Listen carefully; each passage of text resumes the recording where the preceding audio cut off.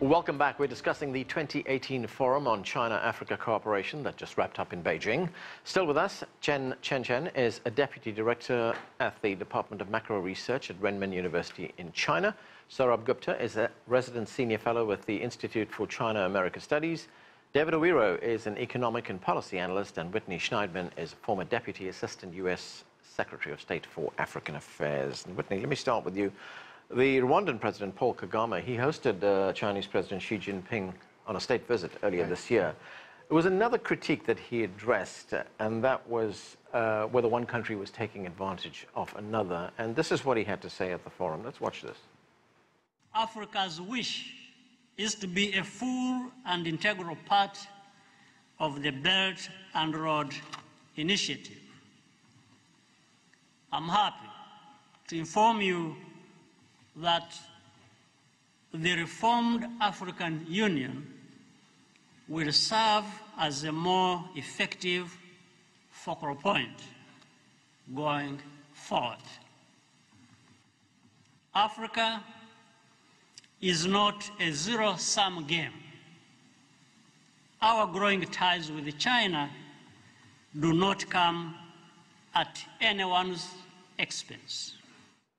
What did you make of that, Whitney? President Xi, of course, has talked about these relationships, in fact, relationships with any part of the world, being a win-win scenario. Right. Well, I think that's the right way to approach the proposition. But as President Kagame said, it's not zero-sum.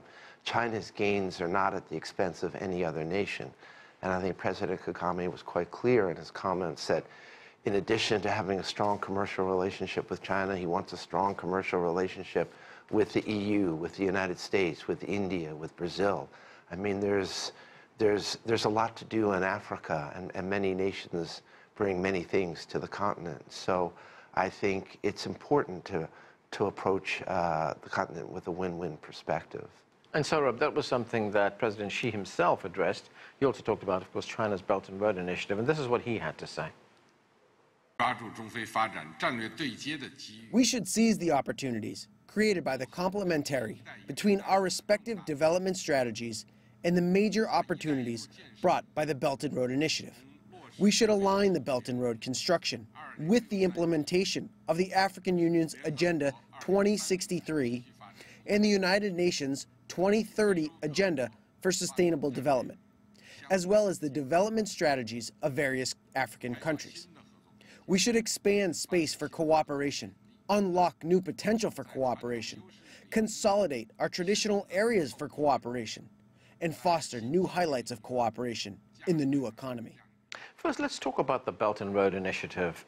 This is a huge initiative on the part of China. It's one of its signature foreign policy development goals. How does that initiative fit into China's broader relationship with Africa? I think it fits in not just with China's broader relationship with Africa, but in terms of South-South cooperation and China's relationship with the developing world. I think President Xi has made that a priority of his leadership right from 2013 onwards.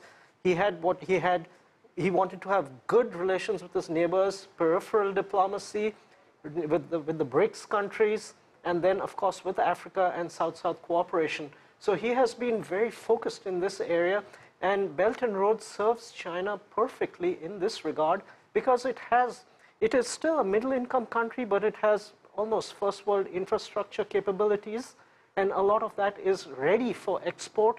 Those capabilities provided the foundation for China's rise and growth from the late 80s onwards. They can provide and are providing the foundation for Africa's rise too.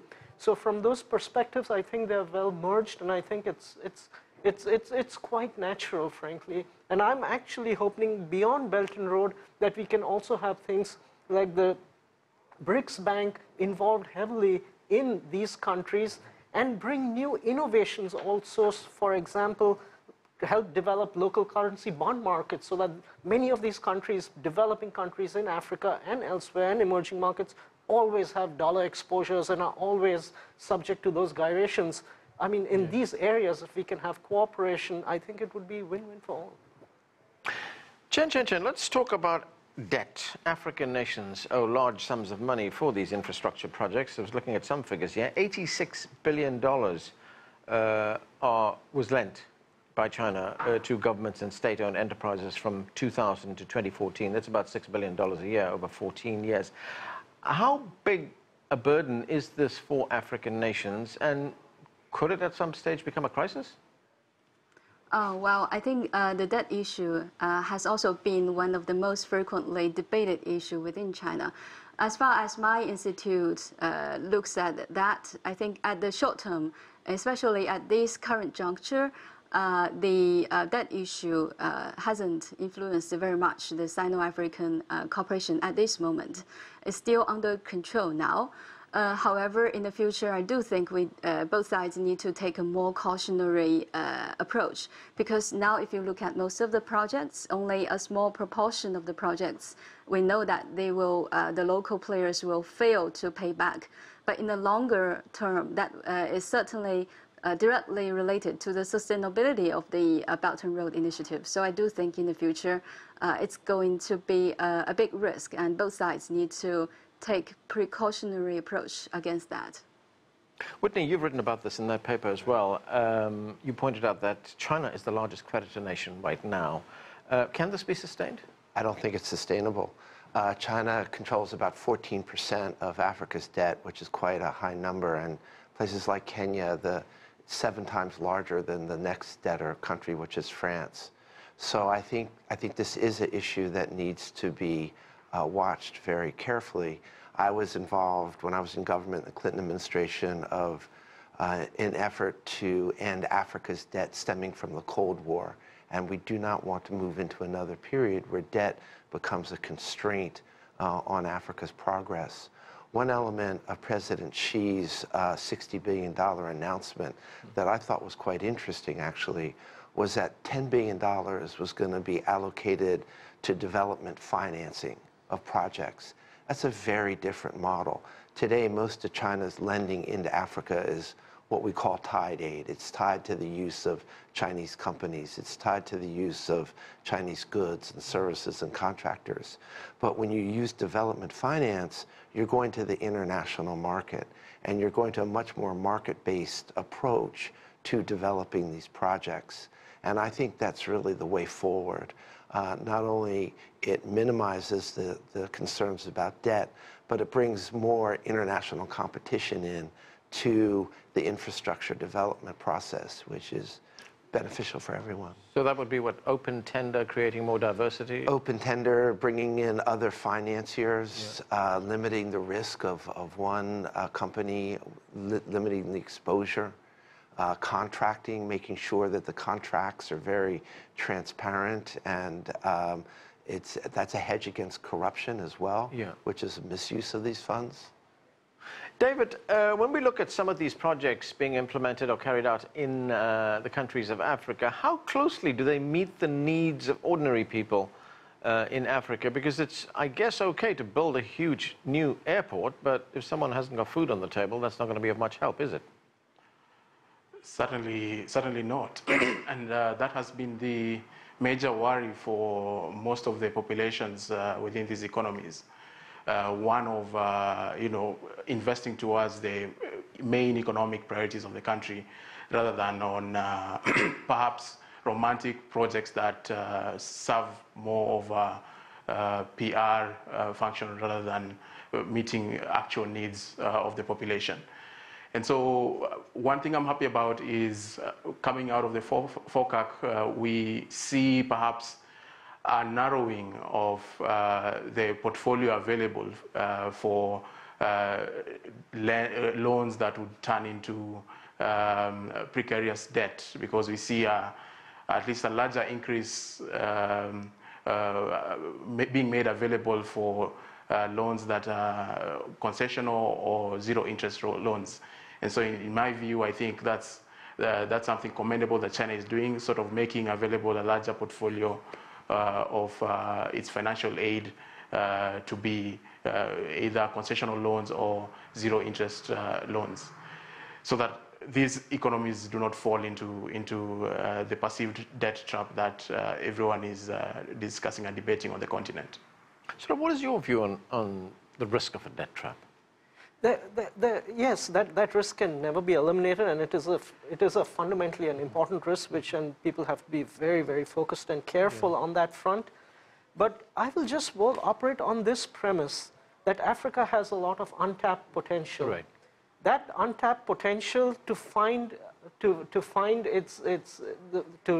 realize that potential, you need to build that infrastructure and that productive capacity. Right. There are huge bottlenecks at this point of time.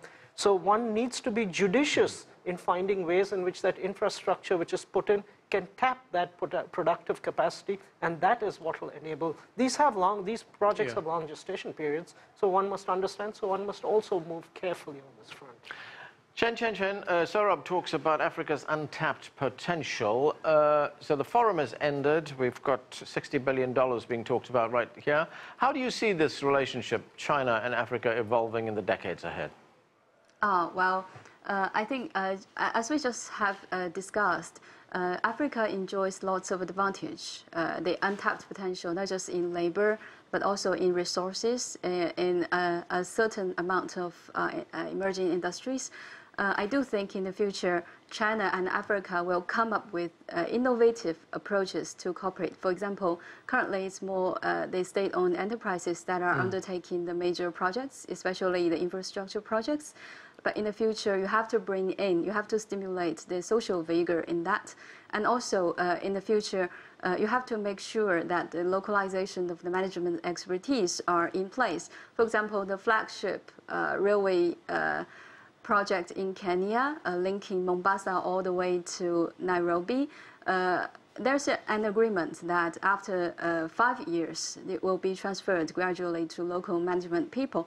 I know that those local staff have been trained in Chinese city of Baoji in western Chinese province of Shanxi.